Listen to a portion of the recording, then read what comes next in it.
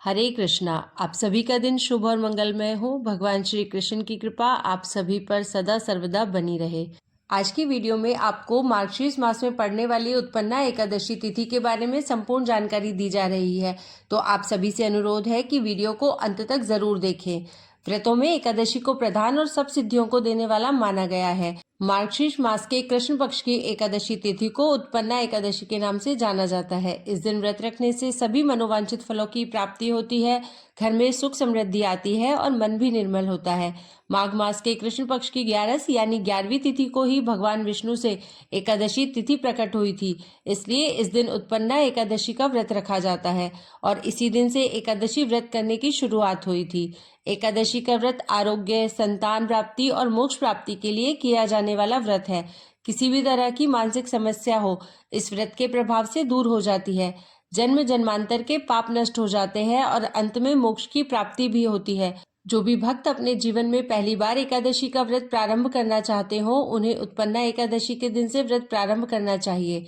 इसकी कथा के अनुसार एक बार भगवान श्री विष्णु और मुर नामक दैत्य के बीच भीषण युद्ध हो रहा था। युद्ध के बीच जब विष्णु भगवान थक गए तो वह बद्रिकाश्रम में गुफा में जाकर विश्राम करने लगे। दरअसल विश्राम करने के पीछे भी भगवान श्री विष्णु की लीला ही थी। इसी बीच राक्षस मुर भगवान विष्णु का पीछा करते हुए उसी गुफा में आ पहुंचा और विश्राम कर रहे श्री विष्णु जी को उसने मारना चाहा। तभी श्री विष्णु जी के शरीर से एक दिव्य तेज प्रकट हुआ, जो एक देवी के रूप में परिवर्तित हो गया और उन्होंने राक्षस का वध कर दिया। जिस दिन यह घटना घटित हुई थी वह मार्गशीर्ष मास के कृष्ण पक्ष की 11वीं तिथि थी। देवी से भगवान विष्णु बहुत प्रसन्न हुए और उन्होंने उनका नाम एकादशी रख दिया।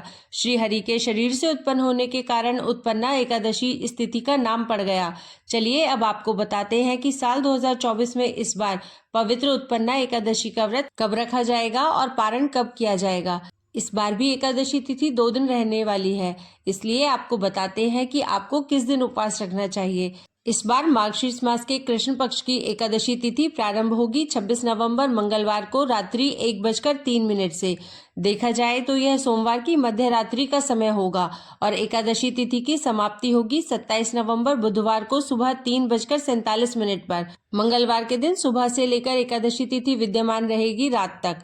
मंगलवार को तो एकादशी तिथि है ही, लेकिन साथ ही साथ बुधवार के दिन भी एकादशी तिथि का स्पर्श हो रहा है, यानी इस दिन भी सूर्योदय से पहले एकादशी रहेगी।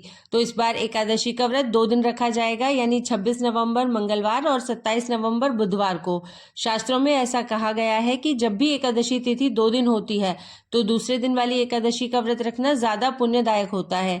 अब यहाँ पर आपकी इच्छा और आपकी श्रद्धा पर निर्भर करता है कि आप किस दिन उपवास रखना चाहते हैं। आप किसी भी दिन उपवास रख सकते हैं, तो आपको दोनों ही दिन के पारण मुहूर्त के बारे में भी बताएंगे।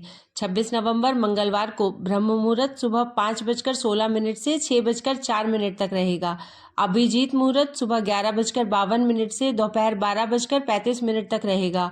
प्रीति योग, जो कि बहुत ही शुभ योग होता है, प्रीति योग दोपहर 2:13 तक। बाद में आयुष्मान योग रहेगा। प्रीति योग और आयुष्मान योग में अगर कोई पूजा की जाए, कोई उपाय किया जाए तो वह अवश्य फलित होता है।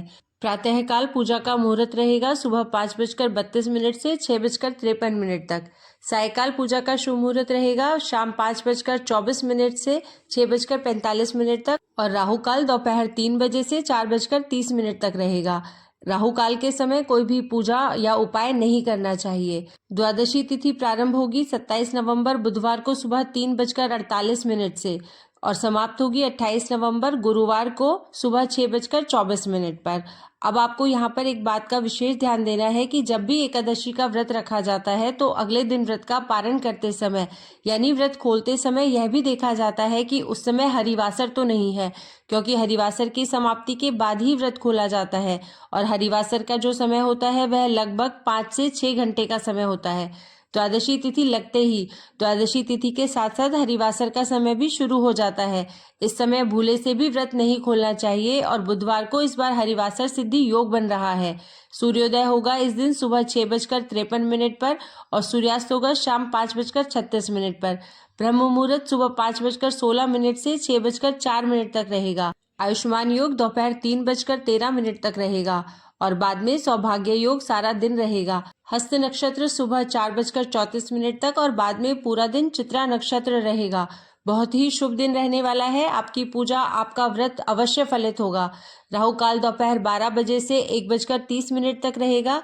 हरिवासर 27 नवंबर सुबह बुधवार को 11 बजे तक रहेगा और जब तक हरिवासर रहता है तब तक व्रत नहीं खोला जाता।